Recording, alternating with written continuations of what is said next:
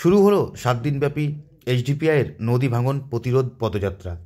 SDPI আয়োজিত নদী ভাঙন প্রতিরোধ যাত্রার শুভ উদ্বোধন হলো মুর্শিদাবাদের ফারাক্কার সৈয়দ নুরুল হাসান কলেজ মাঠ থেকে। মুর্শিদাবাদ জেলায় দুই প্রধান নদী হলো গঙ্গা ও পদ্মা নদী। উক্ত দুই নদীর তীর দশকের পর দশক ধরে ভাঙনের শিকার হয়ে আসছে।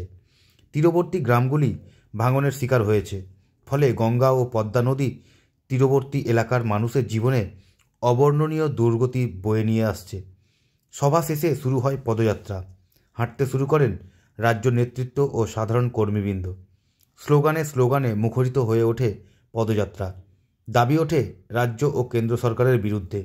আজ প্রায় 12 কিলোমিটার পার করে এই পদযাত্রা এবং অর্জুনপুর হাই স্কুলে রাত্রি যাপন করে। জানা গিয়েছে এই পদযাত্রার সমাপ্তি হবে 14 ডিসেম্বর লালগোলার MN একাডেমি ময়দানে ঐতিহাসিক গর্জন সমাবেশের মাধ্যমে।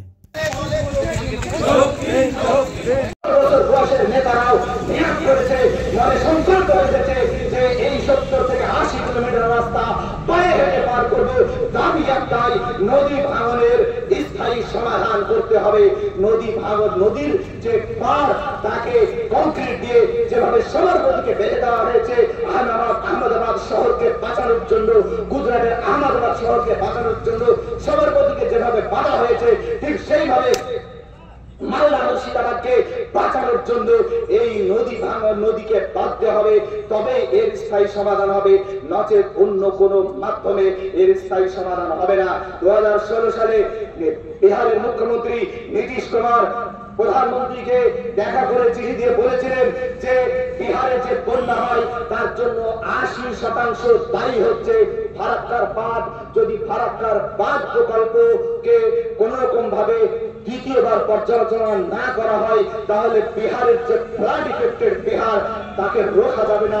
ফ্লাড ইফেক্টেড বিহারকে বাঁচাতে হলে আপনার কি বলে ফারাক্কার বাঁধ নিয়ে দ্বিতীয় পর্যালোচনার দরকার আছে বলে উনি বলেছিলেন। আমরা জানি ফারাক্কার ব্যারেজ যখন তৈরি করা হয়, যে বাঁধ যখন তৈরি করা হয়, সে সময় মানুষকে বলা হয়েছিল যে এখানে জলবিদ্যুৎ কেন্দ্র তৈরি হবে, সেখান থেকে যে বিদ্যুৎ উৎপন্ন হবে সে বিদ্যুৎ আপনাদেরকে দেওয়া হবে। কিন্তু দুঃখ যে জলবিদ্যুৎ ফারাক্কায় তৈরি হয়নি, তাপ বিদ্যুৎ কেন্দ্র ফারাক্কায় তৈরি হয়েছে।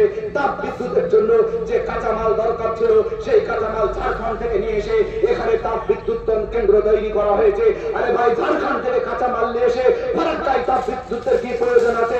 আপনার যদি তাপ বিদ্যুৎ কেন্দ্র করতে হতো তাহলে যেখানে কাঁচামাল আছে যে ঝাড়খণ্ড, সেই ঝাড়খণ্ডে তাপ বিদ্যুৎ হওয়া দরকার ছিল, কিন্তু ঝাড়খণ্ডে না করে এখানে করা হয়েছে মানুষকে ধোঁকা দেওয়ার জন্য।